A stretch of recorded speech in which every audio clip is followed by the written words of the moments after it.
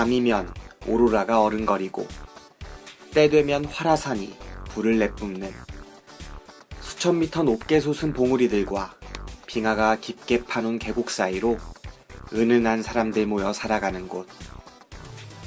오래전 섬을 찾은 누군가는 앞뒤에 보이는 게 얼음뿐이라 하여 아이슬란드라 이름 지어 불렀다던가.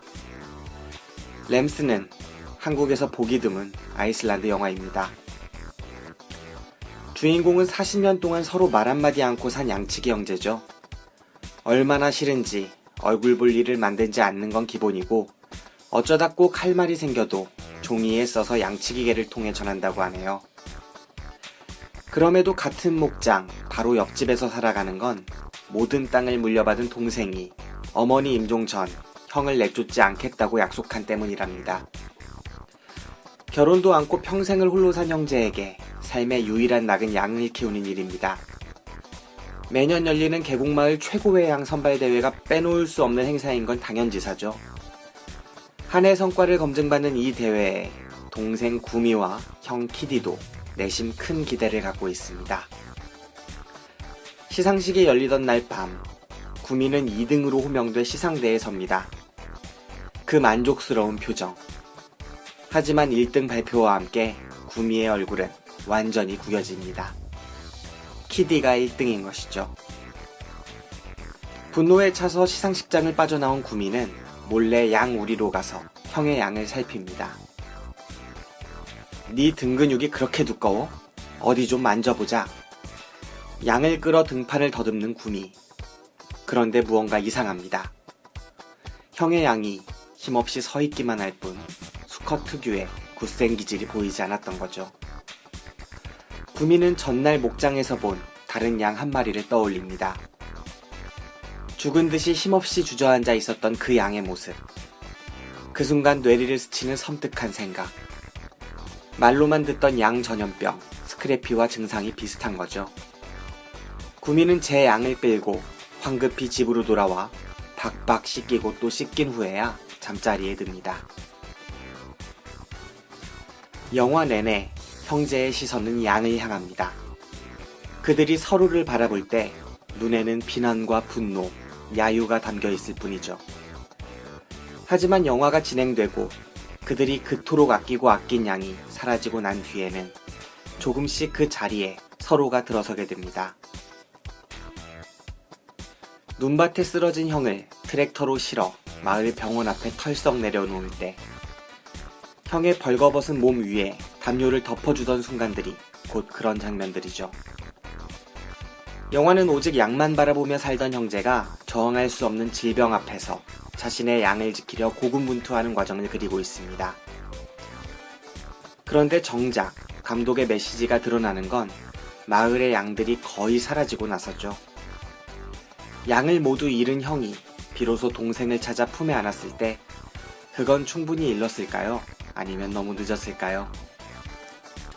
자, 무비신의 영화방 오늘 방송 들어보시죠.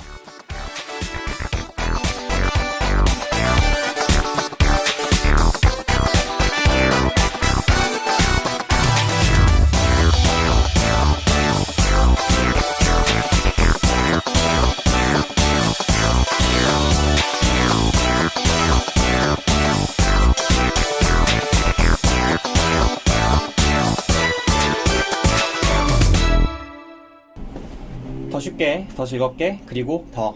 안녕하세요. 무비신의 영화방 김기사 인사드립니다. 반갑습니다. 안녕하세요. 최기사입니다. 기자입니다. 네, 김기사, 최기사, 희작 이렇게 세 명이 모이는 건 처음인 것 같죠?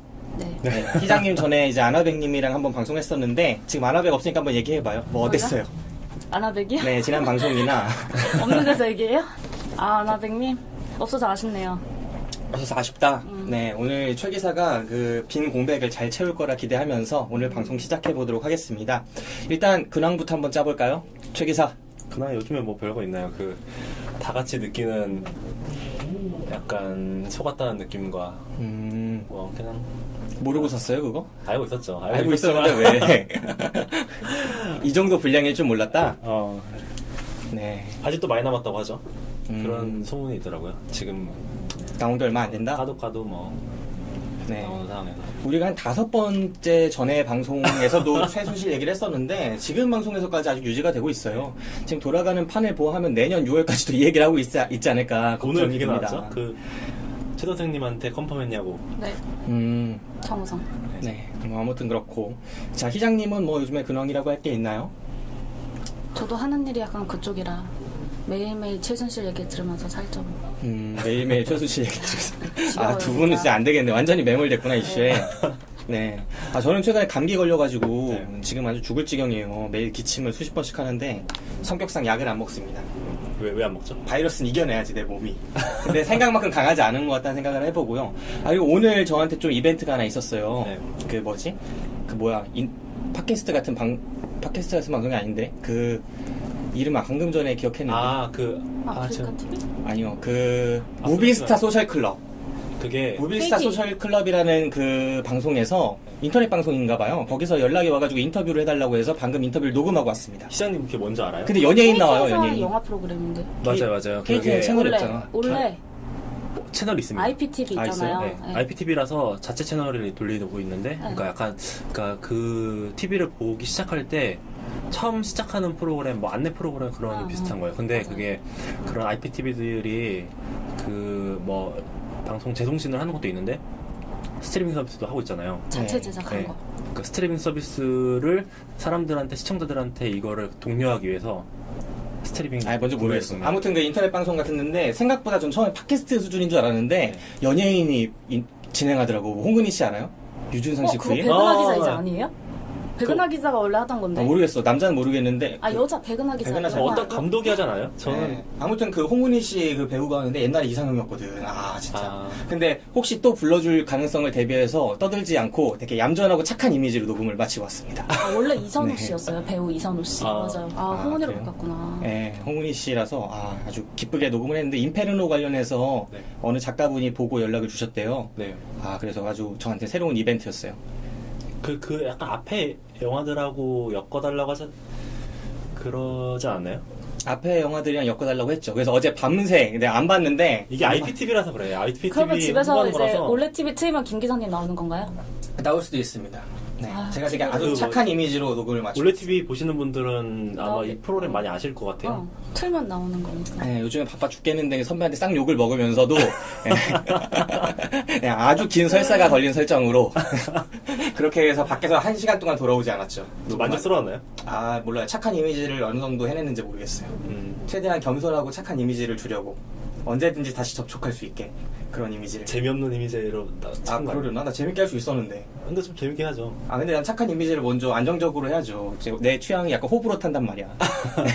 그래서 아무튼 그렇게 녹음하고 왔어요. 혹시 그 방송 이름 또 까먹었네. 무비스타 소셜 클럽. 무비스타 소셜 클럽. 이게 되게 유명한 방송이라니까 찾아보세요. 찾아보실 분은. 인페르노 편에 나옵니다. 자, 그럼 여기서 근황 소개 마치고 이제 오늘 우리가 보고 온 영화는 램스라는 영화예요. 네. 네, 한 해에 한 편 볼까 말까 한 아이슬란드 영화입니다. 네. 램스, 양 보통 램 이러는데 네. 양 복수로 하면 램스 뭐 이렇게 이 부르나요? 비가 빠지나요? 비가 빠지다니요? 원래 누구? 그냥 누구? 아니 LAMBS예요 원래 표준어가. 네, 근데 왜 램스인지 전 컴퓨터에 들어가는 램이잖아요. 이따 알려드리도록 하고 각자의 해석을 들어보도록 하고 예. 예고편 듣고 와서 영화 소개하기로 하겠습니다.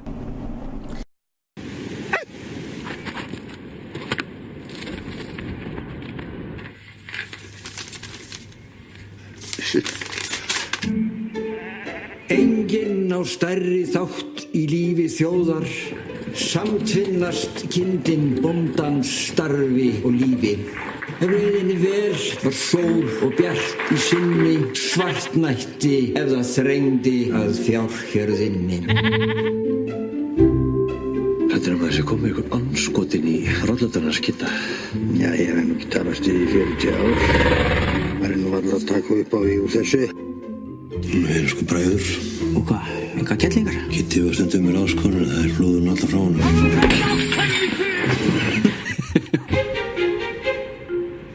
Ég er ekki með góða fréttir. Það komið upp ríða hjá bróðinum. Er það ekki bara líklegt að verði skorið niður hjá okkur bánum? Þetta er í fyrsta sinn sem veikin kemur upp í dalnum. við greiðum fyrir hverja kind sem fargað. Hefur eitthvað hugsað í framtíðina?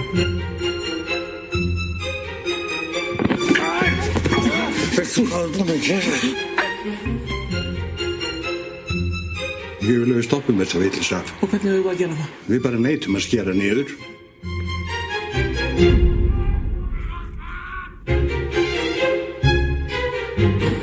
Þú ert ábyrgur fyrir bróðinu. Hvar eru kindurnar? Hvað er við? Hvað er það margar?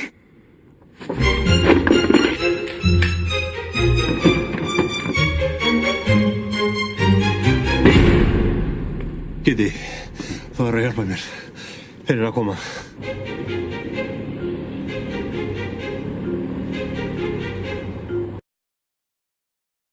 아이슬란드에서 목축업을 하는 두 형제 얘긴데요. 이 사람들 양은 형제가 둘 다 양은 제 자식처럼 사랑하지만 정작 형제 두 사람께는 한 40년 동안 말도 안 하고 남보다 못한 사이로 산 사람들인데 어느 정도 남반도 못하냐면 약간 우수 양 선발 대회를 나갔는데 동생은 2등을 하고 형이 간발의 차이로 1등을 해요. 그럼 보통 이제 축하해 줄 만도 한데 동생은 2등을 한 것도 전혀 기쁘지 않을 만큼 형이 1등을 질투하고 시기하고 뭐 그러는데 그래서 이제 형의 양이 1등을 했으니까 얼마나 뭐 대단한가 뭐 살펴보다가 그 형의 양이 좀 지독한 전염병에 걸렸다는 걸 발견을 하고 그 전염병 때문에 마을에 있는 모든 양을 다 도살해야 되는 좀 절망적인 상황에 처하는데 오히려 그게 이제 좀 전화위복처럼 돼서 형제가 좀 의기투합을 해가지고 40년 만에 관계를 좀 회복하게 되는 과정을 그린 영화인 것 같아요. 네.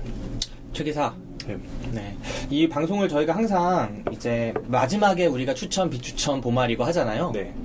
근데 의미가 없어졌어. 이제 앞에 합시다.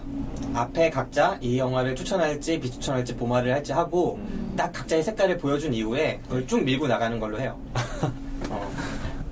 네, 그렇게 합시다. 자, 최기사 이 영화 어떻게 봤어요? 추천 비추천 한번 해봐요. 저는 일단 보말이에요. 보말. 네. 이 영화를 어제 봤는데 좀 컨디션이 안 좋아서였는지 모르겠지만 되게 노잼이었구나. 네, 좀 그래도 좀 좋았던 점 있었어요. 그러니까 영화가 생각했던 것보다 이게 되게 정적이고 풍경을 많이 보여주는 그런 영화예요. 그런 장면들이 많이 나오는데 그런 거에 그러니까 거기서 오는 지루함이 느껴질 것 같은데 생각보다 플롯이 재밌게 흘러가요. 거기서 오는 노잼 속에 재미있다. 네. 뭐 정도로 요약하면 되나요? 그래서 딱 보말이었던 것 같아요. 원래 비추까지 갈 뻔도 했겠지만 그거보다는 괜찮게 나왔던 것 같습니다. 가다 잤습니까? 안 잤습니까? 자진 않았어요. 자진 않았어요? 네, 알겠습니다. 희장님은 어땠어요? 근데 이거 감독 여자예요? 남자예요. 남자. 아 그래요? 여자라고 먼저 저는 좀 추천해요. 그러니까 저도 처음에는 사실 영화를 딱 보고 나왔을 때는 약간 보말에 가까웠는데 팟캐스트 하려고 뭐 이것저것 생각하다 보니까 좋았던 점이 더 많이 생각나는 것 같아서 추천해도 될 만한 영화인 것 같다 생각이 바뀌었어요. 네, 어떤 점이 좋았는데요? 저는 사실 되게 OST를 좀 영화 볼 때 중요하게 생각을 해요. 영화가 별로였어도 되게 기억에 남는 OST가 하나만 있어도 전 되게 좋은 영화로 기억을 하는데 이 영화는 사실 되게 조용하잖아요. 네. 그렇기는 한데 그리고 되게 사실 대사도 많지 않고 여백이 많은 영화인데 결과적으로 다 보고 났을 때는 되게 좋은 따뜻한 느낌이 남는 영화인 것 같아서 저는 기본적으로 해피엔딩을 좋아하는 사람이라서 이게 나중에 얘기하면 이게 결국엔 열린 결말로 끝나지만 저는 그 결말도 결국은 해피엔딩이었다고 생각을 하거든요. 그래서 좋았던 것 같아요. 네. 저도 보말이에요. 이 영화 아까 희장님이 말해준 것처럼 열린 결말이라고 볼 수도 있고 혹은 닫힌 결말이라고 볼 수 있을 것 같고 그 영화 전체에서 설명되지 않은 부분이 매우 많아서 네. 전체적으로 약간 많이 비어있는 듯한 여백이 많은 영화다라고 말할 수 있을 것 같아요. 그리고 이야기 전체는 약간 광고라고 할까요? 그런 것도 조금 유쾌한 코미디 형식인 것처럼 광고를 했지만 실제로는 되게 정적인 드라마고 그 드라마 속에서 어떤 이벤트, 되게 상당히 격한 이벤트죠. 어떻게 네. 보면은 양만 보고 살아가는 이 마을 전체가 네. 양이 전염병에 들면서 다 묻어야 되는 그런 상황 속에서 동생이 양을 지하실에 감춰가지고 자신의 양을 지키려는 이야기. 네. 그 자체가 상당히 동적으로 보이지만 사실 이야기가 풀려가는 과정을 보면 아 이렇게 조용조용하게 이야기를 풀어갈 수 있구나 하는 생각이 드는 그런 영화였어요. 저는 일단 보말 드리고요. 음악도 잘 썼고 영상도 되게 이색적인 풍광이 있었고 배우들의 연기도 상당히 좋아서 전반적으로 좋은 점이 많았지만 감독이 전하고자 하는 이야기 자체가 저한테는 명확히 와닿지 않았고 그 다음에 뭐랄까요 그런 여러 가지 이벤트들도 크게 재미가 없어서 영화를 보는 내내 특별한 재미가 없었습니다. 그래서 저도- 보말 드릴 수 있을 것 같아요. 저도 영화를 보통 추천에 반열을 올릴 때, 앞으로 반열에 네, 추천에 반열을 올릴 때, 추천에도 되게 여러 등급이 있지만, 네. 흔히 말하는 뭐, 별점으로 매기면은, 10점 만점에 8점부터는 전 추천이라고 생각하는데요. 수우미안가에서 우까지는 네. 역시 우등생이지. 네. 근데 제가 생각하는 영화가 추천에 들어가려면은, 저한테 뭔가 생각할 점을 주던가, 느낄 만한 점. 그리고 제가 앞으로 제 인생을 살아가는 데 있어서 방향을 약간이라도 바꿀 만한 뭔가의 그런 효과나 충격? 뭐 그런 거를 느끼게 해줄 만한 거든가 아니면 아예 재밌던가 네. 많이 웃게 되던가. 근데 아무것도 없었다. 네, 뭐 그 정도까지는 아니었던 것 같아요. 네, 뭐 흥미롭긴 한데 굳이 뭐 안 봤어도 됐겠다. 굳이 안 봤어도 됐겠다. 네, 사실 뭐 대부분의 개봉하는 영화들이 안 봐도 되죠. 딱히 최 기사가 안 본다고 해서 뭐 크게 변화는 없지만, 네, 저는 일단 이 영화를 보고 나서 좋았던 점들도 많고, 네. 그런데 메시지가 강하게 와닿지 않는다, 에피소드가 재미가 없다라고 해서 전체적으로 보말을 드렸는데. 곱씹어 보면은 생각하고 싶은 장면들 이런 것들이 의외로 좀 남는 영화였어요. 일단은 영화 줄거리를 한 1분 30초 만에 요약을 해드리면 일단 형제가 있습니다. 아이슬란드에 형제가 있고 이들은 거의 평생을 이제 한 노년에 접어들고 있는 나이인데 거의 평생을 혼자 살아왔어요. 네. 근데 40년 동안 둘은 얘기를 하지 않았습니다. 땅은 동생이 물려받았는데 그 땅에서 어머니한테 임종하실 때 형을 쫓아내지 않겠다라고 약속을 했기 때문에 땅을 다 물려받고도 형을 쫓아내지 못해서 옆집에 살아요. 같은 네. 목장에. 그것도 우스꽝스러운 풍경이죠. 그리고 둘 다 진짜 양을 너무너무 사랑해서 양들을 키우고 그 자랑스러운 순양을 특히 순양이 이제 암컷 양들을 임신시켜가지고 이렇게 막 퍼뜨리잖아요. 네. 순양들을 정말 애지중지합니다. 네, 그렇게 정말 아끼는 형제들이 나오는데 어느 날 스크래피라고 광우병을 퍼뜨리게 되는 나중에 그 질병이에요. 양질병, 맞아요. 염소질병인데 그 스크래피라는 병이 이 마을에 퍼지게 되고 양들 대부분을 땅에 묻게 돼요. 네, 그래서 어마어마한 타격을 입게 되는데 그래도 양을 포기할 수 없었던 이 동생이 지하실에 이 양들을 숨겨 키워야겠다 해서 수컷 양이랑 몇 마리 양을 추려가지고 키우는 과정에서 벌어지는 이야기고요. 결국 각종 소동극이 벌어지고 그 소동극 이후에 결말까지. 결국은 이거는 저는 이 영화를 볼 때 이건 양의 얘기가 아니다. 네. 맞아요. 형제의 얘기다. 그리고 이 형제의 얘기가 언제 드러나느냐? 양이 많을 때는 안 보여요. 왜냐면은 각자 가진 게 많으니까. 근데 양이 다 사라지고 네. 그리고 동생조차도 그 양이 사라져서 결국은 형의 도움을 받아야 했을 때 네. 형도 양이 모두 사라져서 동생의 도움 없이는 살기 힘들 때 네. 그때 서로 의지해야 할 때 형제의 모습이 전면에 드러나기 때문에 이거는 사실은 양에 대한 이야기인 것처럼 보이지만 양이 없어야 되는 이야기다. 양 이면에 깔린 이야기다라고 해서 저는 앞에 그 램스에서 네. RAMS라고 돼 있잖아요. 제목이. 네. LAMB가 양이잖아요, 원래. 네. 제가 영어를 잘하는 것 같지만 그렇지 않습니다. LAMB가 보통 양인데 제가 아이슬란더를 모르지만 이 양을 그래도 영어 제목으로 이렇게 정한 거는 실제 단어와 다르게 정한 거는 양이 본질이 아니기 때문이 아닌가라는 생각을 했어요. 양은 속임수 장치다. 네. 사실은 양 이후에 진짜 메시지가 있는 게 아닌가 하는 생각을 하게 됐습니다. 그래서 약간의 도식적인 영화였다고 생각을 해요. 네. 그리고 영화의 후반으로 갈수록 양의 비중은 점점 줄어들고 그 형제의 관계가 점점 두드러지는 그런 영화였던 것 같아요. 형제의 관계가 두드러지는. 네. 결국 결말 한번 얘기해볼까요? 이 영화에서 가장 인상적인 게 결말이고 이 결말 딱 뜰 때 사람들이 왜 이렇게 끝나라고 생각하시는 분도 되게 많을 것 같아요. 네. 뭐냐면은 결국은 이렇게 양 몇 마리 감춰서 기르다가 검역청에 걸리죠. 네. 그래갖고 형을 막 찾아가서 형 큰일 났어. 내 양 좀 지켜줘. 평생 말 안 하고 살 내가. 그러니까 형이 나와서 이거 산으로 올라가자. 도망가자 해가지고 양들은 산에다 풀어놓으면 겨울은 날 거다. 그렇게 하면서 산으로 막 끌고 올라가요. 이제 둘이서 뭐 이 바이크 같은 거 타고 올라가는데 결국은 그러다가 눈보라에 휩쓸려가지고 양들은 다 잃어버리고 동생은 양을 찾겠다고 막 가고 형은 이제 동생 찾다가 놓쳐버리고 막 이런 와중에 결국은 동생이 거의 쓰러질 지경이 돼서 저체온으로 쓰러진 상황에서 다시 동생을 발견하죠, 형이. 그래서 막 구덩이를 파가지고 동생을 끌고 들어가서 막 안고 있다가 막 우는 장면이 나오는데 동생 죽었을까요? 어떻게 생각하세요? 이게 열려있죠. 근데 전 아까 그래서 김 기사님 이거 다친 결말이라고도 말했잖아요. 네. 이게 왜 다친 결말이라고 생각하세요? 전 동생 죽었다고 생각해요. 왜요? 그 끌어안는 장면에서 네. 처음에는 이제 끌어안고 형이 막 그러고 있다가 근데 발가벗잖아요. 이제 네. 살로 이제 맞닿아서 체온 주려고 그러고 있다가 차츰차츰 형이 울어요. 처음에 바로 우는 게 아니라 끌어안고 몸을 비비고 막 있다가 울기 시작해요.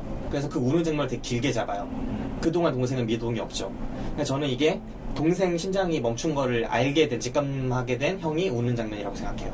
그래서 이거는 다친 결말이라고 생각해요. 그러니까 그거를 짧게 넘어가거나 그리고 다른 방식의 그런 걸 보여주지 않고 그걸 되게 길게 잡아내면서 형이 오열하는 장면을 그런 식으로 연기를 하게 했다는 거는 저는 명확하게 딱 동생이 죽었어 이렇게 보여주진 않아도 충분히 그거를 인지할 수 있게 보여주는 영화적인 연출 그렇게 생각을 했기 때문에 죽었다고 생각합니다.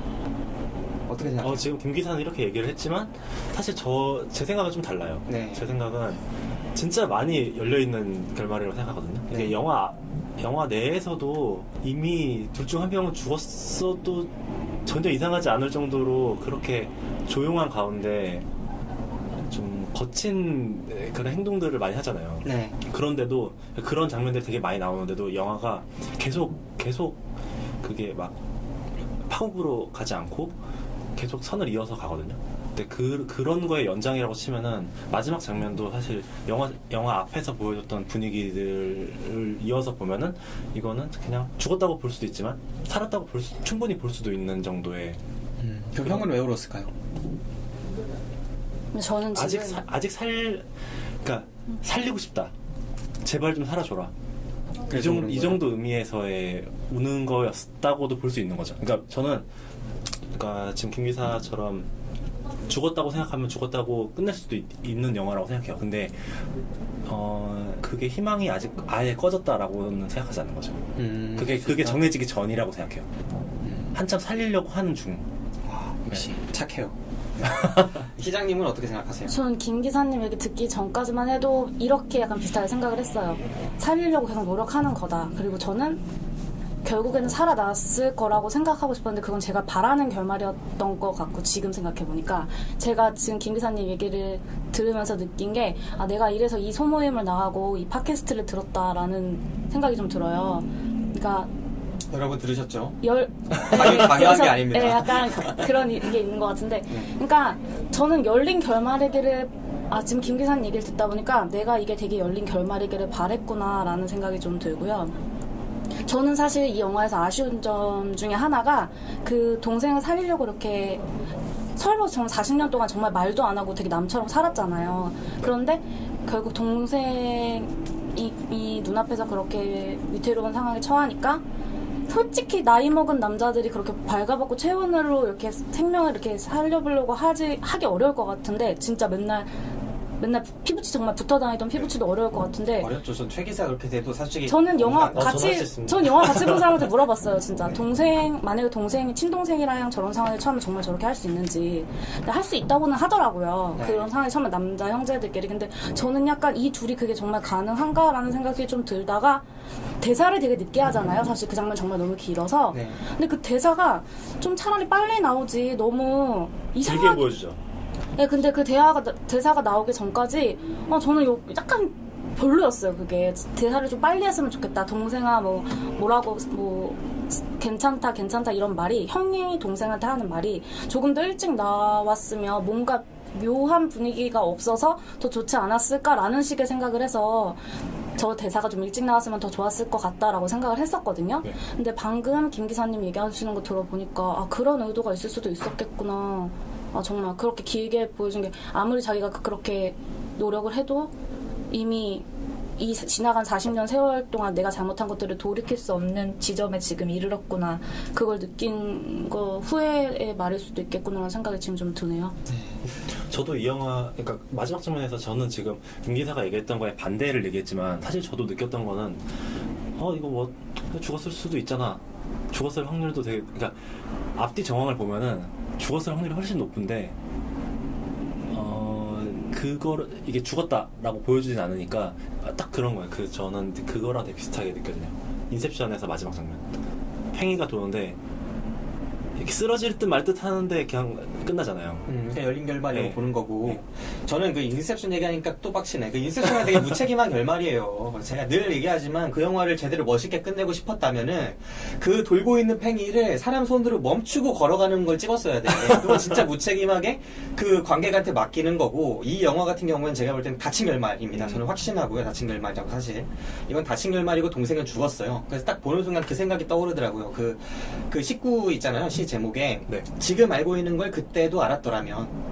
네, 지금 알고 있는 걸 그때도 알았더라면. 형 생각이 그거였을 것 같아요. 지금 그러니까 사실은 이 형제가 40년 동안 말도 안 하고 네. 서로 쌩까고 자기 양만 보고 살았지만 사실은, 그리고 막 사실은 이 감정이 없는 게 아니거든요. 네. 아까도 얘기가 나왔듯이 그 최고의 양 선발 대회 이런 거 할 때 그게 뭐라고 형이 1등 했다고 막 동생은 그렇게 화를 내고, 또 동생이 또 뭐라고 하니까 또 형은 또 막 불같이 화를 내고, 서로 바라보는 눈에 막 경멸, 증오, 야유 뭐 이런 것들이 다 묻어나서 나와요. 네.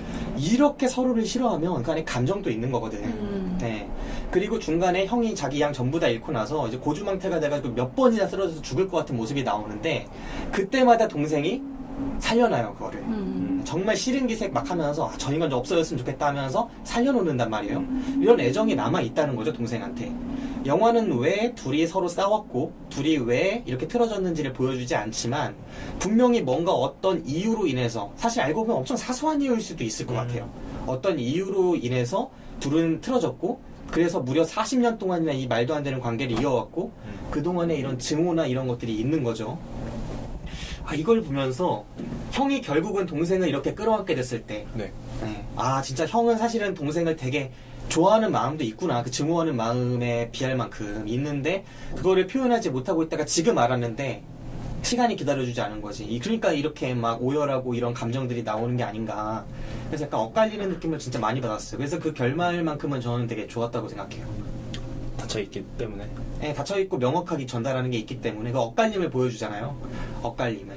그래서 저는 이 드라마적으로 뭔가 이건 딱 동생 죽었다 뭐 이런 거를 만약에 진짜 실력 없는 감독 같으면 거기서 이제 딱 안 하는데 심장을 막 소리를 귀를 대. 그 다음에 아이고 내 동생 죽었네 할 수 있는 거야. 근데 그렇게 하지 않고, 만약에 이 죽었네를 멋스럽게 표현하기 위해서라면 그걸 막 끌어안고 부둥켜서 막 비벼보고 살리려고 하다가 점점 더 그 울음이 시작돼서 결국 주체하지 못하는 정도로 가는, 그런 게 죽음을 표현하기에 더 좋은 식의 연출이지 않나. 근데 감독 네. 인터뷰를 찾아보면 감독은 열린 결말을 의도한 거고 관객한테 해석을 맡긴 거라고 하더라고요. 근데 이 영화 보실 때 저 이 영화에서 제일 아쉬웠던 점이 그 40년 동안 왜 그렇게 틀어져 있는지가 전혀 설명이 안 되잖아요. 네. 방금 말씀하셨듯이. 그러니까 다 말했는데, 원래 무관심이 제일 무서운 건데 여기는 이게 좀 너 때문에 내 양이 죽었다고 해서 밤에 막 총 들고 와서 쏘고 네. 그리고 약간 보면 이 형제가 서로 말은 안 해도 누구보다 서로의 그런 특성 같은 거라고 해야 되나? 약간 그런 걸 되게 잘 알고 있잖아요, 사실. 그리고 그 강아지 둘이서 해야 될 말이 있을 때는 강아지를 이용해서 걔 다 컸어요. 에? 컸다고, 강아지가 아니라. 그러니까 무시하지 어쨌든 마요. 네. 개를 이용해서 약간 그 의사를 소통을 하잖아요, 둘이. 근데 그런 방식도 나름대로 자기들만의 어떤 독특한 의사소통 방식을 가지면서 40년을 살아온 것 같은데, 정말 너무 설명이 없으니까 저는, 그러니까 설명이 있고 없고 하는 영화에 따라서 호불호가 갈리잖아요. 네. 근데 물론 너무 다 설명해주는 영화는 별로지만 이 영화는 너무 많이 설명을 안 하지 않았나. 그거 어떻게 생각하시는지 좀 궁금했어요. 쪽에서 어떻게 생각해요? 저는 뭐 그래도 이 정도면은 그런 중요한 장면들, 40년 전에 어떤 이유로 싸워서 이 감정이 틀어져서 이렇게 40년 동안 얘기를 안 하고 지냈나, 이런 거에 대한 얘기는 안 나오지만 그래도 대놓고 이것 때문이야 이렇게 얘기하지 않지만 충분히 보여줬다고 생각해요. 이 정도면은. 이 정도면 뭐. 이 정도면 뭐 그 동기는 중요하지 않다? 네. 이 관계를 풀어나가는 과정이 훨씬 더 중요한 거고 오히려 그런 것 때문에 싸웠어라고 얘기를 하면은 그 둘의 관계가 차라리 그렇게 지금 영화에서 한 것처럼 그냥 수수께끼로 남겨놓는 게 그게 더 나았을 것 같아요. 근데 그 대신에 아까 김 기사가 얘기했던 것처럼 그 일이 그렇게 막 엄청 큰 일 같지 않아요. 사소한 걸 것 같기는 네. 해요. 그걸 굳이 그래서 짚지 않은 걸 수도 있는데 이 영화를 봤을 때 아쉽다고 생각했던 부분이 왜 이렇게 됐는지 관계가 틀어지게 된 부분을 설명해주지 않았다는 거 하나랑 저는 약간 편집을 잘못한 영화가 아닌가라는 생각을 한 게 아까 초반에 말씀을 하셨는데 이 형은 그러니까 부모님한테 동생이 부모님한테 땅을 물려받으면서 형을 목장을 떠나지 않도록 하겠다고는 뭐 약속을 했대나 그런 말을 하잖아요. 근데 거기서 지금 현재를 보면 형도 양을 굉장히 사랑해요. 동생만큼이나. 근데 잘 들어보면 옛날에는 형은 양에 대한 관심도 없었을 것 같고 목장 같은 데 관심 없었을 것 같은 거예요. 도시로 떠나고 싶어 했을 사람인가? 뭐 그런 생각이 좀 드는데 왜 형이 결국에는 남게 됐는지라던가 아무것도 정말 뭔가 스토리적인 부분으로 설명된 게 하나도 없는 것 같다는 생각이 들어서 이게 이렇게 아무리 여백을 매력으로 내세우고 싶은 영화라고 해도 이 정도까지는 좀 과하지 않나라는 생각이 들어서 저는 이 영화 좀 그때는 아쉬웠었거든요. 그 목장이 동생 소유인 거는 그런 배경에 대해서만 잠깐 얘기를 해주잖아요. 아버지가 형을 하고 관계가 되게 안 좋아서 물려주고 싶지 않았다. 네, 물려주고 싶지 않았는데 어머니의 유언으로 그걸 쫓아내지만 않은 거죠. 그냥 그 정도. 뭐 근데 그러니까 딱 듣고 싶은 거, 제일 궁금해할 만한 거는 안 알려주지만 그 주변 상황들은 충분히 알려주니까 오히려 그러니까 물어보고 싶은 건 안 알려주고 굳이 뭐 내가 궁금했던 건 아닌데 그런 거 알려주고 있으니까. 근데 제가 볼 때는 제가 이거 생각을 해봤는데 네. 이 영화는 누가 봐도 필요한 거 정보를 안 알려줘. 드라마가 살려면은 그 드라마를 바칠 만한 뿌리나 이런 것들이 있어야 되는데 이 영화는 정말 이상하리만큼 생각할 수 있는 조금만 더 하면은 드라마가 훨씬 풍성해질 만한 뿌리들을 하나도 남김없이 다 쳐낸 영화란 말이에요. 그래서 정말 이파리밖에 안 남아 있는 거예요. 그래서 왜 이럴까 하고 좀 생각을 해봤어요. 그랬더니 이 영화가 되게 도식적인 영화처럼 보이는 거예요. 정말 도식적으로 그냥 이 사실관계만 중요한 거예요. 형, 동생, 양이 없어지니까 형, 동생 관계는 더 드러나고 이 드러나니까 우리는 이 형제 관계가 정말 메시지였고 근데 형은 결국 동생을 구하지 못해. 타이밍이 늦었어. 이렇게 점점 이게 도식적으로 보이는 거예요. 그렇게 하고 도식적으로 생각해보니까 이 영화가 아이슬란드 영화잖아요. 근데 그 다음 침공은 어디라는 영화를 보면 잘 나오는데 그 아이슬란드 자체가 되게 의미 있는 나라예요. 뭐 유럽 나라들이 금융위기 겪을 때 2008년 이후에 뭐 그리스 파산하고 스페인도 막 경제위기 가고 뭐 이탈리아도 경제위기 가고 막 이럴 때 아이슬란드도 파산했었죠. 거의 국가부도 사태 갔었고 그 당시에 아이슬란드가 금융으로 완전 선진국이었거든요. 그런데 완전히 몰락해요. 그래가지고 거기 그 여행지가 엄청나게 싼가격이 되잖아요. 물가가 떨어져 버리니까 우리나라에서도 놀러 많이 가고 또 해외 로케들이 다 아이슬란드 가던 시절이 있었어요. 그래서 월터의 상상은 현실이 된 데도 나오고 막 그 마션 같은 데서 뭐 인터스텔라 같은 데서 뭐 그런 것도 찍고 막 이런 식으로 많이 영화가 갔었단 말이에요. 그거를 그 당시를 생각해 보니까 이게 되게 알레고리적인 상징적인 영화다.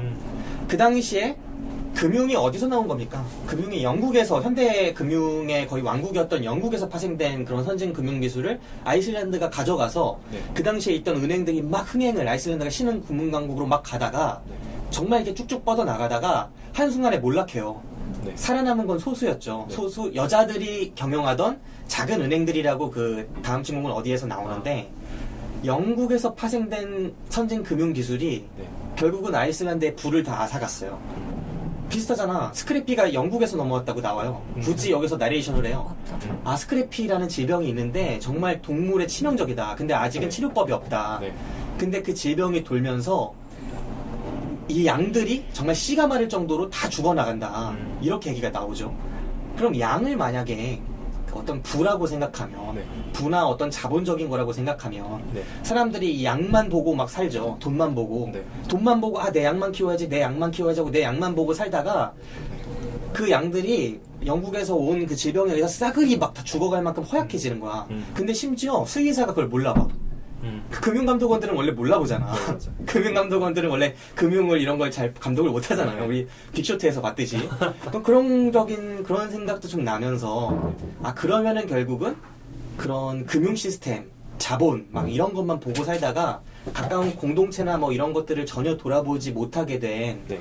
그런 어떤 사람에 대한 이야기가 아닐까? 아이슬란드의 그런 공동체의 회복에 대한 메시지를 주는 영화가 아닐까? 앞에 부분은 다 드라마 중인 거 보니까 보지 말라고 하고 있는 거야, 영화가. 왜냐면 이거 램부터 그런 거야, 램부터.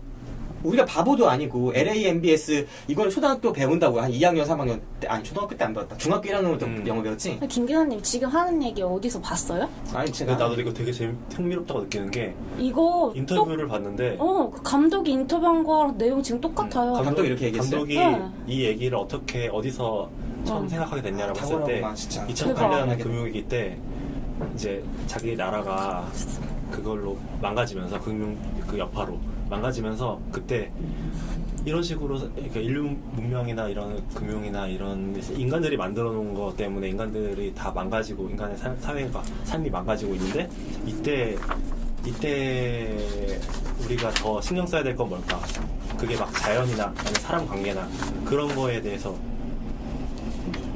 제가 그런 거에 대해서 가져온 기사에 김 기사님 한 말이 그대로 적혀 있네요. 저 깜짝 놀랐어요. 지금 김 기사님이 이런 걸 보고 할 것 같진 않은데 자기 생각 얘기하는 걸 텐데 그렇게 잘 읽으시네요. 이거 저도 썼습니다. 제 글에 찾아보시면 나오는데 좀 늦었네. 감독이 말했으면 많이 늦었네. 인터뷰를 했다는 거. 네.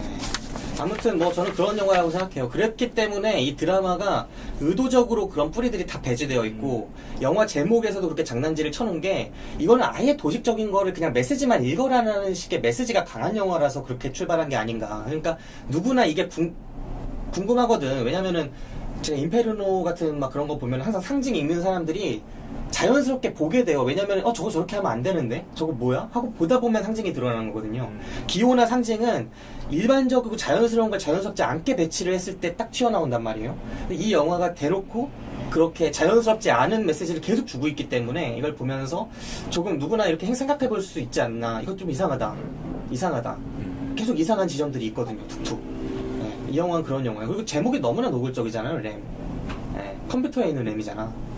네, 그렇게 생각합니다. 이래놓고요. 램의 복수가 실제로 비가 빠지는 거 아니에요? 그래서 내가 좀 너무 궁금해가지고 근데 이게 모두 다 망상일 수 있어. 내가 그 기사에서 기사를 이제 막 비기슈에 이거를 기고하는 마감 날짜가 다가와서 네. 써야 되는데 램스를 쓴다고 벌써 얘기를 해놨는데 이거를 모르겠는 거야. 이게 혹시 아이슬란드어로 진짜 양이 램이면 어떡하지? RAM이면 어떡하지? 하고 막 인터넷으로 이제 네이버에 뭐 한 아이슬란드 사전 이게 찾아보면 안 나오는 거예요. 아이슬란드어로 이게 아니에요. 알파벳이 아니에요. 다행이다 그러면. 그걸까봐 나 솔직히 이게 틀릴 수도 있는데 설마 이런 거 가지고 막 꼬투리 잡지 찾아보진 않겠지 하고 그냥 보내버렸어요 원고를. 네, 다행이네요. 네. 아무튼 저는 이 제목부터 그러면은 대놓고 감독이 관객들한테 메시지를 던지는 거다. 네. 이건 상징이다. 읽어다오 하는 영화다. 네. 그렇게 보면은 이 상징은 어떤 금융위기에 대한 그 자본주의 뭐 미쳐 돌아가는 세계 자본 미쳐 돌아가니까 양도 미쳐서 죽는 거 아니겠습니까? 주저앉고 광우병 막 이런 거에 파생되는 거니까. 그러니까 결국은 그런 영화가 아니었나. 네. 근데 그렇게 보더라도 다음 메시지가 필요했죠. 네. 이게 공동체만 복원한다고 될 일입니까 이게? 우리가 먹고 살아야지. 금융은 이거는 어쩔 수 없는 추세예요. 자유주의 어느 정도. 영화가 계속 까이니까 전 추천한 사람으로서 되게 좋았던 데를 좀 얘기해보자면 네. 저는 이게 그냥 되게 잔잔한 영화인데 되게 지루하게 느낄 수도 있지만 러닝타임은 저는 솔직히 되게 지루하지 않았거든요. 끝날 때 너무 이렇게 끝나? 벌써 끝났어? 라는 생각을 했어요. 좀 조용하게 잔잔하게 흘러가는데도 불구하고 근데 중간중간에 약간 웃음 포인트가 있잖아요. 네. 근데 저는 사실 이 동생이나 형이 강아지 소리를 진짜 개처럼 내잖아요. 진짜 사람인데. 그러니까 얼마나 오랫동안 저렇게 소통을 해왔으면 저렇게 정말 개소리처럼 낼까. 그런 것도 좀 귀엽기도 하고 좀 빵 터졌고 제일 웃겼던 부분이 형이 쓰러졌을 때 동생이 그 트래커라고 해야 되나요? 트랙터 같은 걸로. 트랙터? 네. 그걸로 형을 진짜 귀찮은데도 형을 살리려고 형을 무슨 짐짝처럼 그거에다 싣고 병원 앞에 가잖아요. 그러니까 동생의 집 앞에서 술 취한 형이 집에 못 들어가고 추위에 이제 떨고 있는 게 아니라 거의 죽은 상태처럼 보이죠. 네. 근데 그거를 트랙터 같은 걸로 뭐 들어가지고 어디론가 이동을 하는데 그 다음에 병원으로 그 장면에서 그 아이슬란드 풍경이 되게 많이 보여줘요. 풍경을 되게 많이 보여주는데 그 중간에 다리를 건너는 그런 장면이 나거든요. 강 같은데 여기다가 시설 유기하려고 하나 막 그런 생각. 근데 저 이 영화의 그 장점이 그런 뭔가 북유럽 영화고 뭔가 그러니까 뭐 자연을 많이 보여준다고 해서 그거를 자연을 예쁘게 보여주려고 막 꾸미지 않고 그냥 있는 그대로 정말 그냥 북유럽 어느 시골을 보여주는 것 같은 느낌이었던 게 자기적인 나눠서 좋았던 것 같고, 그리고 그 트랙터로 가서 형을 내던지지, 어차피 병원까지 데리고 왔으면 살리겠다고 데려왔으면서 그냥 내던지듯이 하고 가고, 뭔가 병원에 있는 사람들이 나오잖아요. 나와서 이거 어떡하지 막 이러고 있는데 동생은 뭐 설명하는 것도 아니고 진짜 그냥 짐 쓰레기 버리듯이 그냥 그렇게 버려놓고 가는 게 그냥 거기서 너무 웃겨가지고 어떻게 저렇게 하지? 이러면서 많이 웃었었거든요. 근데 오히려 저는 그 장면 때문에 마지막 장면이 살아있을 수도 있겠다라는 생각이 들었어요. 왜냐면은 그 앞장면에서 형이 똑같이 이제 동사의 위기에 처하는데 아마 밤에 막 돌아다니다 그랬겠죠. 그리고 아침쯤에 발견되는 거라. 그리고 대충 시간대가 마지막에 동생이 사고 당하는 너무 거랑 과학적으로 봐 너는. 이 영화 그런 영화가 아니야. 그러니까 그 정도로 보이니까 그렇게 완전 봤을 때 죽었을 것 같다라고 생각하는 사람이 살아나는 걸 한번 보여주고 나니까 마지막 장면도 그럴 수도 있겠다, 살아날 수도 있겠다. 저도 그 트랙터를 퍼가지고 네. 그 다리를 건너가지고 그 읍내까지 나간다고 하나요? 네. 그거를 천천히 이거 시속이 안 나오잖아요. 네. 그럼 차들은 이제 도로 한쪽으로 트랙터가 나아가면 경운기 나아가듯이 차들은 다른 차선으로 해가지고 지나쳐서 막 나아가는 과정을 보여주고 천천히 그거를 결국 읍내까지 가서 펄퍼덕 내려놓고 다시 돌아와요. 그걸 보면은 이거는 동생이 형을 그래도 생각하는 마음이 되게 큰 거야. 왜냐면 이거 내가 한 2초면 갔다 올 수 있어. 그러면 갔다 오는 거랑 진짜 이거 한나절을 가야 돼. 얘를 살리기 위해서 읍내 병원까지 가려면 트랙터를 몰고 그 천천한 느린 속도로 그렇게 가잖아요. 근데 그 모습을 보여주는 게 동생이 형을 되게 좋아하고 사랑한다는 그런 게 마음에 속에 있다는 거. 네, 그게 어떤 형식으로 왜곡되고 뒤틀려 있는지는 모르겠지만 그거를 영화가 그런 방식으로 보여준다는 게 표현이 또 멋스럽다고 생각했고, 직접적으로 딱 보여주지 않잖아요. 아니 근데 그렇다고 하기에는 조금 애매한 게 이 동생이 만약에 지나가던 사람이 그 형처럼 그렇게 죽어 있는 게 아니라 쓰러져 있으면은 안 갖다 줘. 전화해요. 911. 그럴까요? 그리고 전 이 영화가 좀 그 괜찮은 부분이 대사도 없고 설명도 많이 없긴 한데 그래도 형이 2번 쓰러지잖아요, 영화에서. 네. 근데 처음 쓰러졌을 때 동생이 발견한 게 아니라 그 어떤 젊은이가 발견을 해서 여기 뭐 집 앞에 어떤 사람이 쓰러져 있더라, 이거 어떡하냐 뭐 이런 식으로 도와달라 해서 집 안으로 들여요. 근데 그게 자기 형인 걸 처음에는 말을 안 하죠. 근데 사실 우리 나중에 가서 이렇게 형을 욕조에다가 뭐 눕혀서 어떤 식으로 다 처리를 하잖아요. 네. 근데 저는 그걸 보면서 저 사람 춥고 지금 사실 몸 상태가 어떤지 모르는데 저렇게 그냥 바로 저렇게 뜨거운 물에 그냥 뜨거운 물인지도 모르겠지만 저렇게만 해놔도 되는 거야? 라고 생각을 했었어요. 되게 형을 진짜 대충 막 귀찮으니까 어쨌든 살려야 되긴 하겠지만 근데 나중에 생각해보니까 형이 결국 그런 식으로 해서 다 멀쩡해지잖아요. 네. 그러니까 이미 오랜 세월 동안 형이 무슨 일이 생기면 동생은 그런 식으로 뒤치다거리를 했다고 해야 되나? 그러니까 서로 40년 동안 말만 안 했을 뿐이지 항상 뭔가 이렇게 통한다고 해야 되나? 그런 연결고리 같은 게 있게끔 살아왔던 사람들인 것 같은 거예요.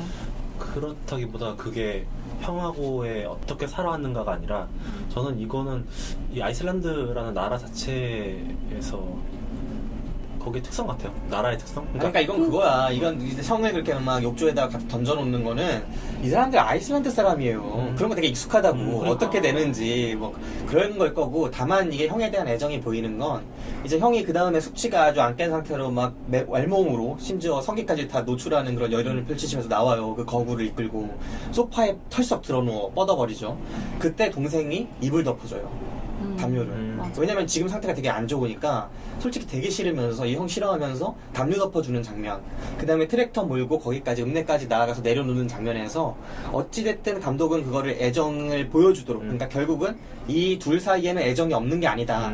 양들이 있을 때는 이들은 서로를 쳐다보지도 않고 살았지만, 서로한테 그렇게 야유만 했겠지만, 결국은 이들 사이에는 어떤 정이나 이런 끈끈한 무언가가 있다라는 걸 보여주는 그런 연출이었다고 생각을 해요. 그리고 그걸 보면서 특히 트랙터 타고 막 가는 걸 보면서 그 데이비드 린치라는 감독의 그 스트레이트 스토리라는 영화가 있어요.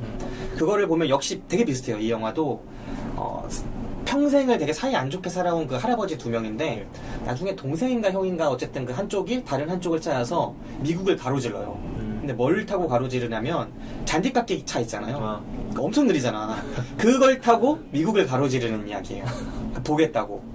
네, 왜 그걸 탔는지 솔직히 기억이 안 나는데 어쨌든 그걸 보면서 그냥 가는 내내 그렇게 해서 딱 가서 딱 보면서 거의 끝나나 그런 식으로 되는데, 가는 내내 이렇게 느린 걸 타고 그렇게 가는 과정이, 그리고 그렇게 싫어하면서 가는 과정이 보다 보면은 진짜 이 애증이구나, 좋아하는 부분이 있구나라는 걸 떠올리게 하거든요. 근데 그걸 비슷하게 이 영화에서도 그런 장면들을 통해서 느낄 수 있었던 것 같아요. 그래서 둘은 결국은 애정이 있다는 걸 보여주고 싶은 감독의 선택이 아니었나, 둘 사이에는. 완전히 끊어버릴 수 없는.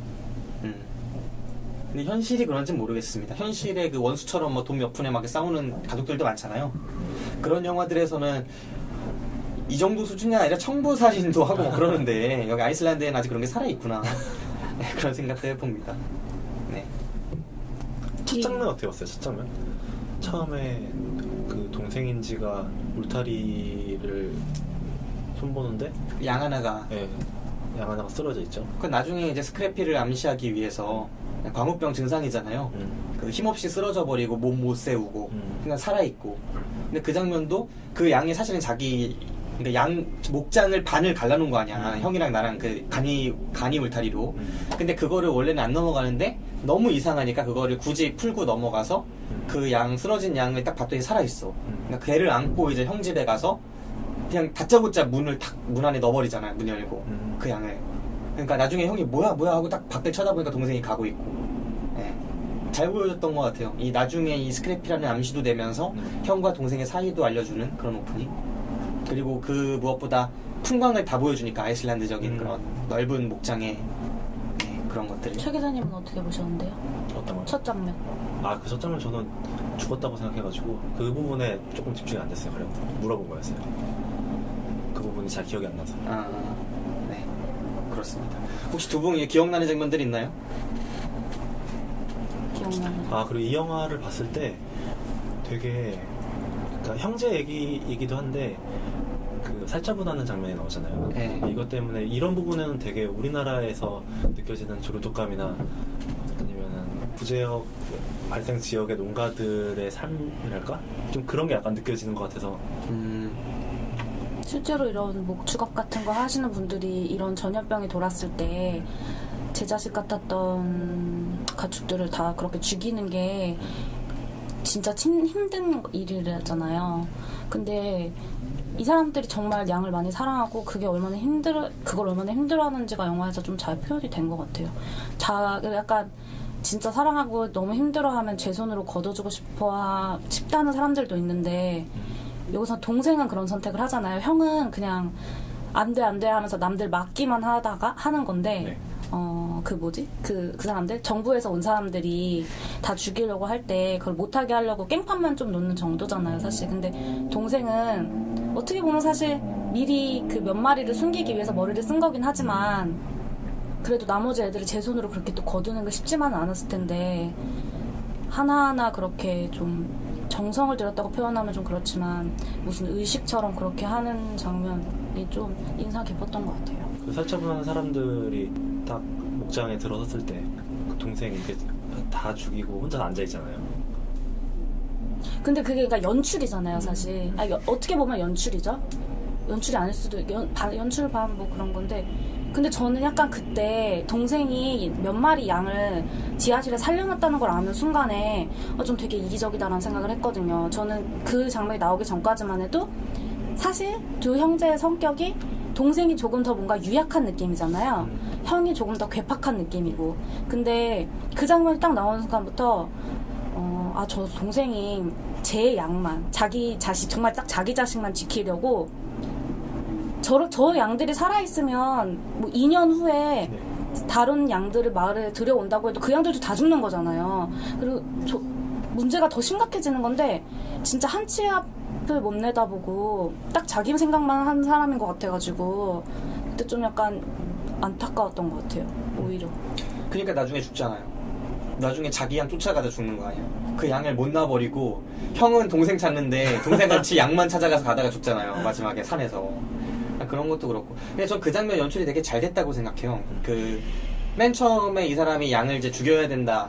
그리고 양이 다 죽는다. 그리고 이렇게 키운 양은 내 손으로 보내주고 싶다라는 생각을 해서 나중에 알고 보면은 결국은 그 계획 중에 하나이긴 했지만 그래도 그 마음이 있었을 거예요. 그러니까 이 양들을 그래도 존엄하게 보내주고 싶다. 산채로 그냥 땅에 파묻고 싶지 않다. 저들 손에 이렇게 생각을 해서 권총을 이제 꺼내 와가지고 양 한 마리한테 가서 막 어떻게 할까 막 계속 고민해요. 총을 두고 그러다가 양을 뒤에서 딱 타버린 다음에 딱 양 머리에다가 총을 겨누고 팡 하고 쏴요. 근데 양을 타는 장면이 전에도 한번 나오거든요. 네, 근데 그때는 양을 이랴 달려 막 이런 식으로 아주 아끼면서 장난치듯이 하는 장면이 나왔는데 이번에 양을 뒤에서 탈 때는 양을 죽이려고 탄 거였죠. 그리고 바로 겨누고 한 마리를 탕 하고 쏘죠. 그 다음 장면이 세면대 장면이에요. 바로 손을 씻는단 말이에요. 총을 가져와서 피 묻은 손이 막 이렇게 막 흘러내리고 그럼 우리는 한 마리 죽었다고 생각하잖아. 근데 다음 장면으로 또 연결되는데 목장에 딱 걸터 앉아 있는데 그 목장에 모든 양들이 다 죽어 있는 거야. 그리고 검역청 사람들이 들이닥쳐서 그 광경을 보고 입을 못 다물죠. 왜 이렇게 했어요? 막 하면서 이거 원래 규정에 어긋나요라고 하지만 이 사람이 양을 얼마나 좋아했는지 알고 이 광경이 너무 압도적이니까 결국 그냥 넘어가 버리죠. 그러니까 이 사람이 147마리야. 숫자를 안 세우는 거잖아요, 결국은. 그러니까 숫자를 안 세게 하려고 그렇게 한 거 아니야. 근데 그게 진짜 이 사람의 생각대로 한 거겠지만 또 동시에 진심도 있고 고통스러운 것도 있고 되게 잘 보여주는 연출 장면이다. 그리고 관객을 그 사이에 계속 놀라게 하는 것들이 연출이 되게 잘 됐다라고 생각을 했어요. 그랬습니다. 동생 너무 무섭지 않아요? 근데 자기가 뭔가 그렇게... 좋아하면 아니 근데 약간 뭔가 한 번에 무슨 약 같은 걸로 어떻게 좀 평온하게 보낼 수 있는 방법이 없나라는 생각이 들었어요. 그게 한 10몇 마리면 10몇 번 눈을 정말 꾹 감으면서 그런 순간을 반복할 수 있겠지만 100몇십 마리잖아요. 너무 무서운 거예요, 이 사람이. 그게 아무리 그래도 저게 정말 쉽지 않을 텐데 이 사람 좀 많이 힘들었기도 하겠지만 무서운 사람들이라는 생각이 좀 많이 들었던 것 같아요. 약은 지금 구하러 사러 가면 걸리고 그 다음에 약으로 하면은 뭔가 그러니까 자기 손으로 키운 걸 자기 손으로 보내야겠다라고 생각할 땐 약보다는 총이 더 가깝지 않나? 그 이미지상? 근데 자기도 제 생각에는 30마리쯤에부터 후회를 했을 거라고 생각해요. 근데 되돌릴 수 없다. 30마리 왔는데 이제 한 80마리는 이제 어쩔 수 없이 가야지. 근데 원래 이런 거 할 때 이렇게 저는 약간 그러니까 태운다고 해야 되나? 그러니까 정말 다 흔적을 없애야 된다고 생각을 했거든요. 근데 뭐 산채로 묻기도 하고 이러잖아요. 네, 조류독감 같은 거 다 산채로 묻잖아요. 근데 왜 산채로 묻는 거예요? 돈이 안 드니까. 살처분에 하는 돈이 안 드니까. 돈 때문인 거예요? 네. 그 일일이 목을 비틀면 목 비트는 사람도 들어가지 걔네 정신적 트라우마도 있지 막 이러니까 한 번에 그냥 묻는다고 하는 건데 사실 이게 걔네면 좀 낫지. 좀 더 무거운 동물이어봐요. 도살하는데 훨씬 더 그거 들어가죠. 소 같은 건 근데 주사 놓는 걸로 아는데 정확하지 않아요. 소수는 주사 놓는 걸로 알아요.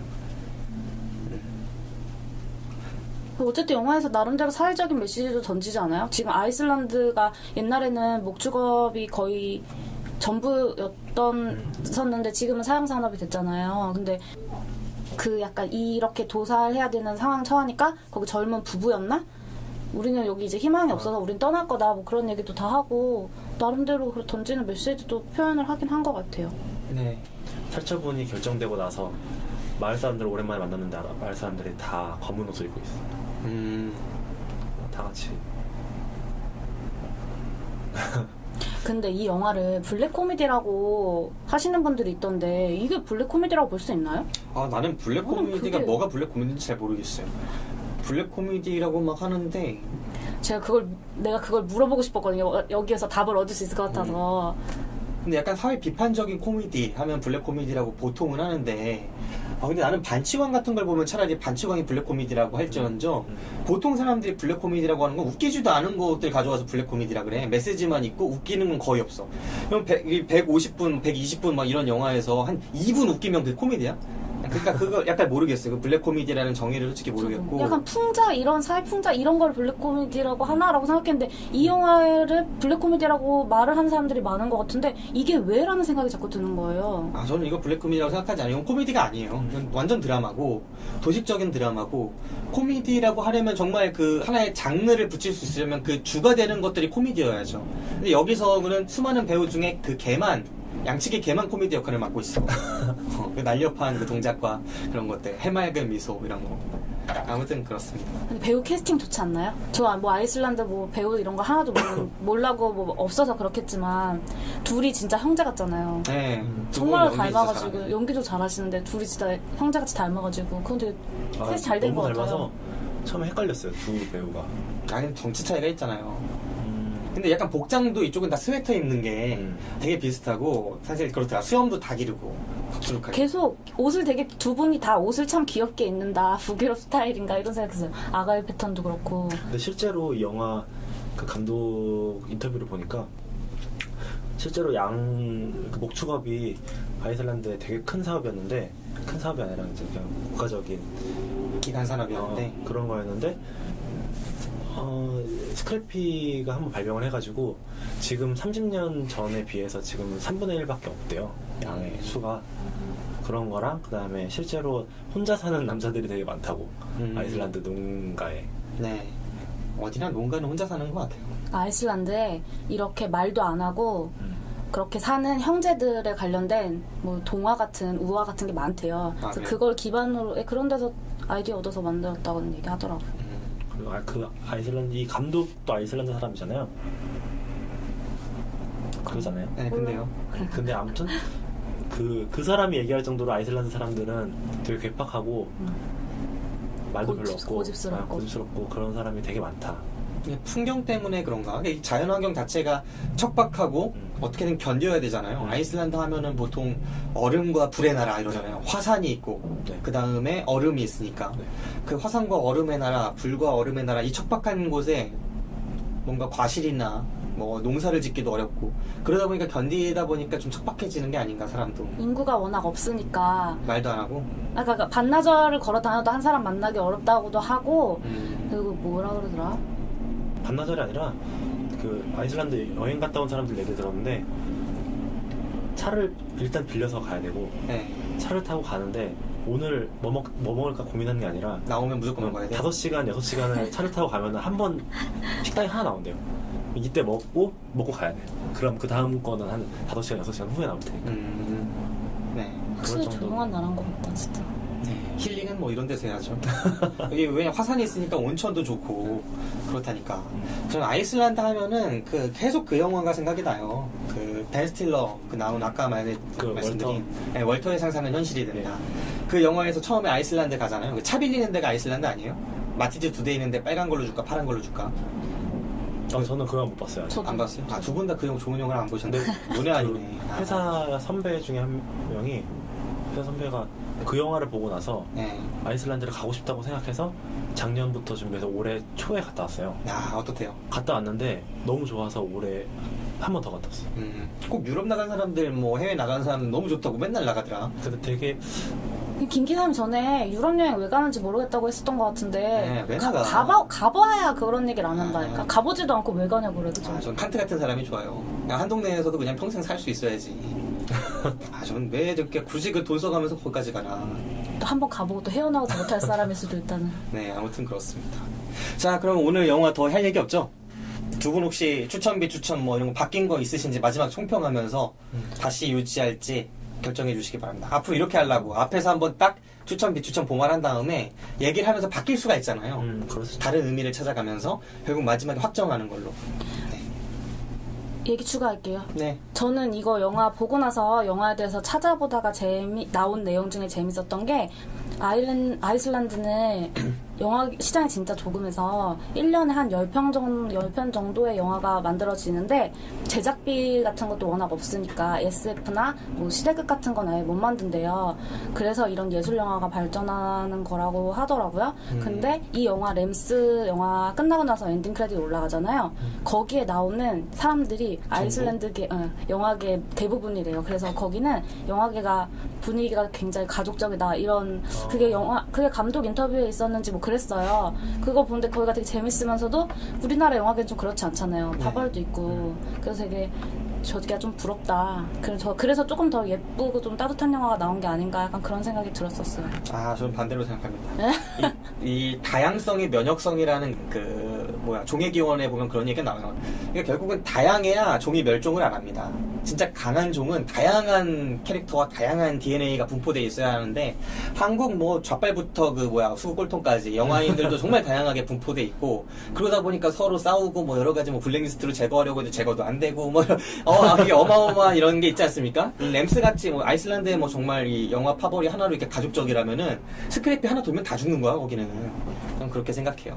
근데 아무튼 그런 뭐랄까 예쁜 영화, 한 나라의 국력을 집중해서 만든 영화가 우리나라까지 와서 볼 수 있었다는 게 되게 다행한 일이고 좀 아쉬운 점은 이거 보기가 너무 힘들어요. 진짜 배급이 맞아요. 너무 심할 정도로 없어. 네. 전 다양성 영화를 많이 보는 편이 아니었어가지고 진짜 이번에 약간 그런 거 많이 느낀 것 같아요. 이 영화 한 편 보려고 진짜 멀리까지 갔다 왔고 시간이 안 맞더라고요. 다 막 뭐 오후 2시, 오전 11시 반 이래야 되는데 언제 봐요. 그러니까 보려면은 막 밤늦게 딴 데 가서 봐야 되는데 약간 다양한 영화 보기 진짜 힘들구나 우리나라가 그런 생각이 들더라고요. 이게 우리나라에 개봉하는 첫 번째 아이슬란드 영화. 아, 그래요? 그렇게 들었던 것 같아요. 네. 그리고 이게 상을 받아가지고 그 칸에서 주목할 만한 시선. 대상. 네, 그 상이 되게 중요한 상이에요. 네. 아까 말한 그 면역성이 생명성이고 생명성이 면역성이니까 네. 결국 이 다양한 걸 키워야 돼. 그러니까 다양한 걸 키워야 되니까 다른 시선의 상을 주는 거야. 일반적이지 않은 다른 시선을 항상 영화에서 발굴을 해서 깐느가 거기에 상을 주는 거란 말이에요. 그 다양한 것들을 보존하기 위해서. 근데 우리가 다양성 영화 막 해야 된다 이렇게 말을 하면서 실질적으로 멀티플렉스가 다 장악을 해가지고 심지어 깐느에서 이렇게 인정받은 것조차도 상영할 기회가 없으니까 우리가 스스로 다양성을 없애고 있는 거죠. 그 허공에 원 그리는 거. 그 영화 있잖아요. 닥터 스트레인지. 그래, 닥터 스트레인지 이런 것만 다 걸려 있으니까 진짜 이거 좀 닥터 스트레인지 진짜 제가 별로였어요. 레이첼 메가더스를 좋아하고 매즈 미켈슨을 너무 좋아하지만 너무 심해. 다 장악한 건. 마블 영화 사실 단순하잖아요. 100편을 봐도 똑같잖아 거의. 100편을 봐도 그냥 뭐 캐릭터만 다르지. 그러니까 약간 때로는 램스 같은 거 보면서 자기도 하고 뭐 이럴 필요가 있지 않나 그렇게 생각을 하는 거죠. 네. 아무튼 개봉하기 힘든 아이슬란드에서 개봉한 첫 번째. 그리고 엔딩 크레딧을 보는데 사람들 이름이 손으로 끝나죠. 네. 그 원래 아이슬란드 사람들이 국민의 70%가 손으로 끝나고 네. 나머지 한 20%는 티른가 디른가? 네. 그게 이게 예전에 이제 94년 월드컵 94년 미국 월드컵 뭐 이런 거 보면은 그 당시 축구 좋아하는 애들끼리 그런 게 있었어요. 우리 보통 막 월드컵 같은 거는 해외 그 당시에는 이제 막 축구가 세계적으로 이렇게 방영을 안 해주니까 네. 월드컵 같이 큰 대회를 통해서 세계의 유명한 스타 선수를 알게 되거든요. 그럼 그걸 알아가지고 이제 축구할 때 친구들 넌 누구, 너 호날두, 너는 누구 이렇게 막 붙여주는 건데 스웨덴이 그 당시에 되게 파란을 일으키면서 한 8강까지 갔거든요. 네. 근데 스웨덴 애들의 7명이 11명 뛰잖아. 7명이 안데르손인 거야 이름이. 그럼 그냥 P 안데르손 패스합니다. K 안데르손 공을 잡습니다. 뭐 이렇게 가는 거지. 공격수가 또 안데르손이고 막 그래가지고 그랬던 시절이 진짜 갑자기 생각이 나네요. 네. 근데 이쪽도 그 뭐뭐 윤센, 뭐뭐 윤슨 뭐 이런 게 되게 많아요. 이름들이. 그것도 좀 특이한 점이죠. 네. 더 짠해봐요. 없어요? 양 오디션 얘기. 네네. 최고의 양 선발 대회. 아니 그거 말고 이 양들도 다 오디션 보고서 뽑은 거래요. 그래요? 네. 오디션 잘생기고 성격이 순한 애들로 뽑았어야 됐대요. 그러네. 그래가지고 그걸 다 찾아다닌 거고 근데 괜찮았다고 하는데 현장에 항상 그 뭐 트레이너라고 해야 되나? 뭐 그런 사람들이 있었고 그리고 그 제일 촬영하기 힘들었던 장면이 그 형의 스크래피 걸린 양이랑 자기 2등한 양이랑 같이 있었잖아요. 초반에 1등한 양한테서 뭔가 이상한 낌새가 느껴졌을 때 자기 양 얼른 빼내서 동생이 목욕시키잖아요. 맞아요. 네, 근데 그 장면에서 촬영하기 힘들어가지고 장정 5명이 붙어가지고 양을 진정시키면서 겨우겨우 촬영했대요. 그 물 닦고 막 이런 거 촬영하기 힘들어서. 욕조에 양을 거의 뭐 그 장면도 먹어가지고. 되게 좋죠. 그 장면도 딱 끌어내가지고 자기 집에 와서 막 박박 씻겨가지고 안심하고 그때서야 잠이 드는 그 장면도 생각해보면 되게 그런 것들이 연출하는 건 다 매력적으로 잘했네요. 그리고 이거는 저는 이런 분야를 잘 몰라서 적어온 건데 아까 말씀하셨잖아요. 이 영화에서 풍광 같은 거 되게 잘 보여준다고. 네. 근데 일부러 그걸 잘 보여주려고 아나모픽이라는 렌즈를 썼대요. 아더모픽이 그 흔히 되게 대작이라고 하는 그런 영화에서 많이 쓰는 렌즈예요. 우리나라 그 이번에 국성에서도 아더모픽 렌즈를 쓴 걸로 알고 있고, 그다음에 그 뭐지? 저거 레버넌트? 네. 레버넌트에서도 그 렌즈를 쓴 걸로 알고 있어요. 뭐가 좋은데요? 그러니까 엄청 선회도가 뛰어난 걸로 알고 있어요. 선명하게. 그래서 풍경 찍기에 되게 좋다고. 깨끗하고 선명한 화면이 장점인데 아까 말씀하신 거 그 월터 네. 월터도 그 영화도 이걸로 찍었대요. 어쩐지. 풍경이 다르게 보이는, 풍경에 되게 약간 힘을 준 것 같은 그런 영화들은 다 그 렌즈를 썼다고 하더라고요. 렌즈에서 좀 잘 보여주네. 아무튼 이 영화 보면 진짜 그 이국적인 풍광, 아이슬란드 언제 보겠습니까? 그 풍광. 그리고 낯선 배우들인데 연기를 또 되게 잘해. 그리고 양들 이렇게 막 만지고 타보고 막 하는 그런 과정들에서 양들을 이렇게 가까이서 느끼는 그런 매력도 있고, 그냥 다양한 매력들이 있는 영화가 아닌가. 음악은 좋고. 어땠어요? 음악 좋았어요. 저 마지막 엔딩곡 있잖아요. 그거 진짜 좋더라고. 저는 원래 영화 딱 끝나면 엔딩 크레딧 다 올라가기 전에 절대 안 나가는데, 사실은 그게 좀 지루한 영화들도 있거든요. 매력 없고 엔딩 크레딧에 뻔한 노래 나오고. 근데 이 영화는 노래 때문에 계속 앉아있고 싶었어요. 저 이름 때문에. 손 때문에. 너무 많이 나오니까 지금 심심하지, 그거. 저는 그 영화 끝나고 나서 아무도 안 일어나는 거예요. 네. 그리고 아니 왜들 안 일어나? 이거 끝나고 뭐 엔딩 크레딧 다 올라가면 뭐 있는 영화인가 이러고 있었는데 다 음악을 듣고 있었구나. 음악이 진짜 좋았어요. 그리고 영상, 그러니까 일단 아이슬란드 자체가 원래 뭐 지구의 시작과 끝을 보여주는 그런 함축적으로 보여주는 나라라고 하잖아요. 그럴 정도로 풍경이 엄청 좋은 걸로 유명한데, 그래서 그런지 풍경도 되게 잘 담긴 것 같더라고요. 그리고 그 램스 아까 이런 영화 볼 정도 되면은 사람들이 그 엔딩 크레딧 올라갈 때 안 일어나요. 그래요? 예, 이거는 되게 영화를 되게 생각하면서 보는 사람들이 찾아다니면서 보는 영화라, 그냥 일반적으로 막 시간대로 보는 게 아니라, 그런 사람들 보통 영화 딱 보고, 그게 있죠. 저는 영화 볼 때 초반 10분을 정말 중요하게 생각해요. 초반 10분이 별로였는데 괜찮았던 영화는 10손가락 안에 꽂을 만큼밖에 없어요. 보통은 초반 10분이 좋으면 영화 끝까지 좋고, 그게 초반 10분이 좋은 것처럼 딱 영화가 끝나고도, 내가 영화가 끝나고 엔딩 크레딧이 올라갈 때까지 생각하지 못한 거는 정말 찾기 힘들어, 나중에도. 그러니까 웬만큼 내가 이제 딱 엔딩 크레딧이 올라가면서 다 생각이 되면은 이 영화, 그러니까 보통 그때까지 생각한 게 이 영화에 대해 생각할 수 있는 상당 부분을 차지하는 거예요. 근데 그거를 딱 한 번 자리를 이동해서 나중에 감상을 되새기고 무슨 뜻인가를 찾고, 이거 되게 힘들거든요, 이거는. 그러니까 저는 엔딩 크레딧이 올라갈 때가 그 영화에 대해서 어떤 장면들이 있었는지 생각하기 제일 좋은 때라고 생각하는데, 보통 영화 많이 보는 사람들은 그 시간을 포기하지 않을 거라고 생각해요. 그 직후의 시간. 예. 근데 이 램스 때 안 일어난 건 그런 거지 않을까. 그런 의미에서 영화관에서 엔딩 크레딧 올라가려고 하자마자 막 불 켜는 데 있잖아요. 진짜 짜증나지. 그러니까 알바생들 근데 또 힘드니까 또 봐주긴 해야 되는데, 막 알바는 청소해야 되고, 막 불은 딱 켜지는데 나는 봐야 되겠고, 끝까지 있으면 맨날 민폐잖아요. 근데 저는 무조건 끝까지 있습니다. 네. 가끔 막 알바들이 막 와요. 역까지 따고 오는 애들 있어. 남자애들은 싸가지 없게. 근데 끝까지 안 일어나지. 끝까지 보고 엔딩 크레딧 하고 가지. 그렇습니다. 그 영화 되게 촬영이 좋다라고, 풍경이 좋은 거지 촬영이 좋다고는 별로 생각하지 못했고, 조명을 되게 잘 썼다고 생각했어요. 그런 얘기 좀 해줘요. 그런 얘기 좀 해줘요. 네, 좀 그런 생각이 들더라고요. 그러니까 영화 내에서 영화 대부분이 암전인 그런 컷들이 되게 많았어요. 물론 밤신도 되게 많았지만, 밤신도 많고, 지하실에 그 양을 숨겨놨으니까 지하실은 어두우니까 그런 장면들도 되게 많은데, 이 영화 자체가 기본적으로 한 컷 한 컷을 엄청 길게 보여주는데, 예를 들어서 되게 어두운 실내에서 한쪽 벽에 창문은 있어요. 그러니까 바깥에서 들어오는 불빛만 있는데 그 불빛 때문에 얼굴에 반만 살짝 보이거든. 근데 그거를 되게 오랫동안 보여주는 거야. 이 사람의 표정을 보여주려고 한다든가.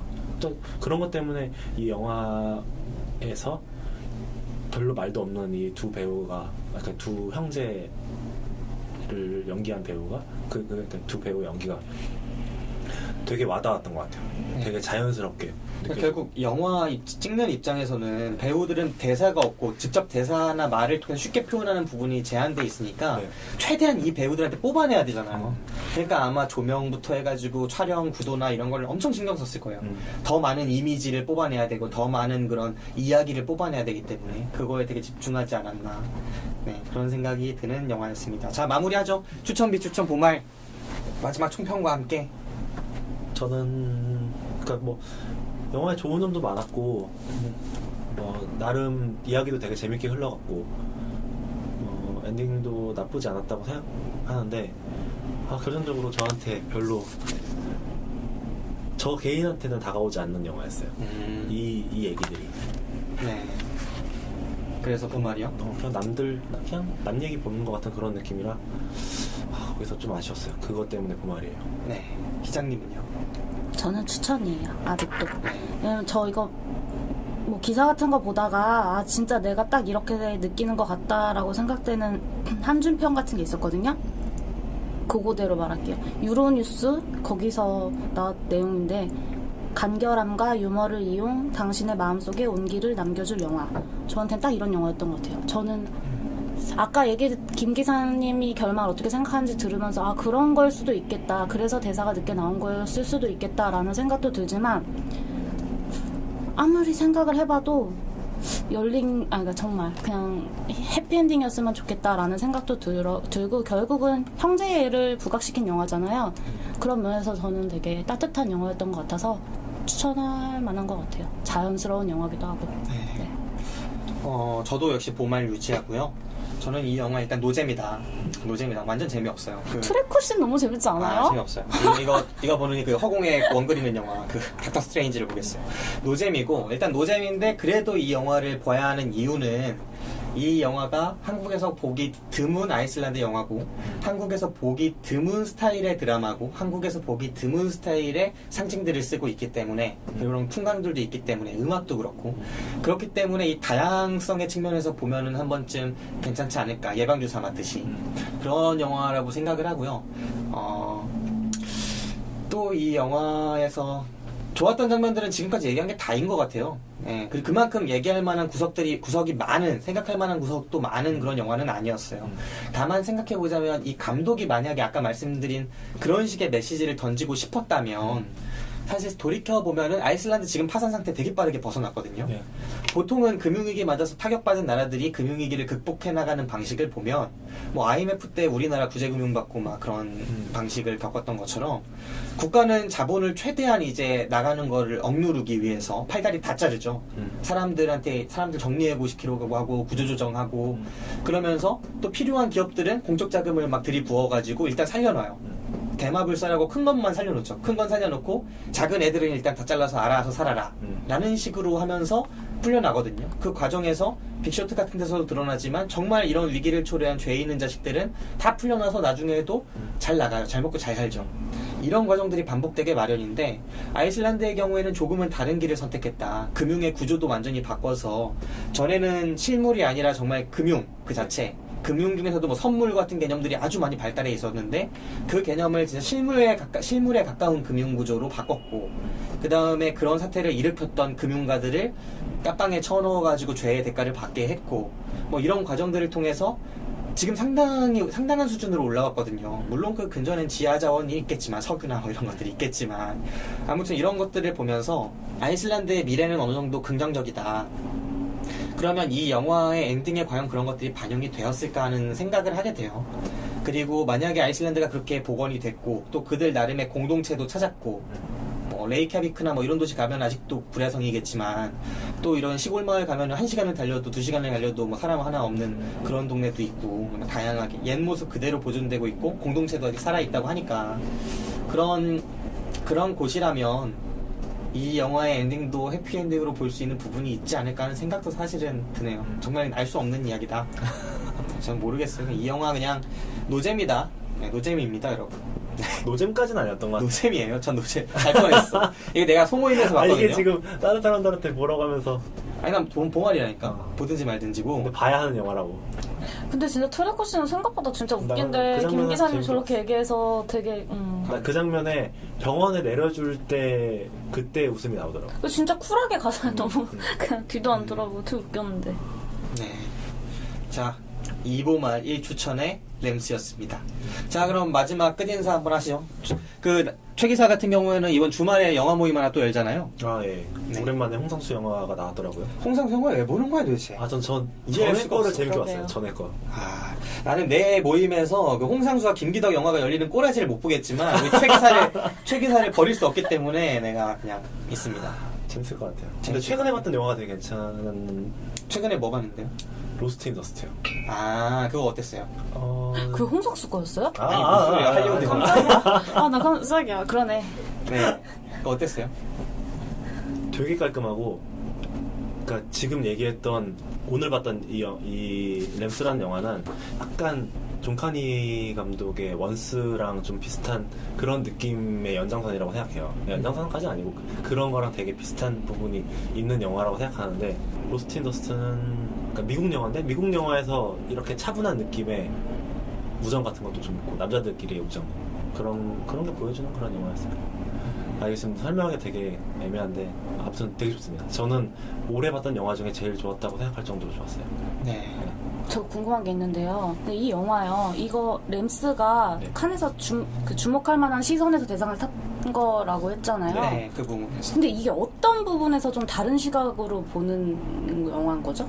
아까 말한 그 뭐 도식화 이런 부분인 거예요? 저는 그 부분일 것 같아요. 그러니까 세계 금융 구조는 한 가지를 향해서 달려가고 있잖아요. 아직도 신자유주의 없다, 이제 무너진다 이렇게 말을 하지만 아직도 근본적으로 자유주의적 자본주의를 벗어나지 못하고 있다고 생각할 때 이 영화는 그래도 공동체를 지향하고 이런 시선을 보여준다. 그게 아주 새로운 시선은 아닐지라도 힘있고 주목할 만한 시선이다라고 생각을 해서 심사위원들이 주지 않았나, 그걸 읽고 라고 생각을 하고, 그 다음에 제가 느끼기에는 깐느 자체가 약간 노잼 영화들을 좋아하는 기질이 있어요. 걔네 약간 프랑스 애들 내가 볼 땐 노잼 좋아해. 그래서 이 램스 노잼 영화니까 같이 동질감을 느끼지 않았나 하는 생각도 해봅니다.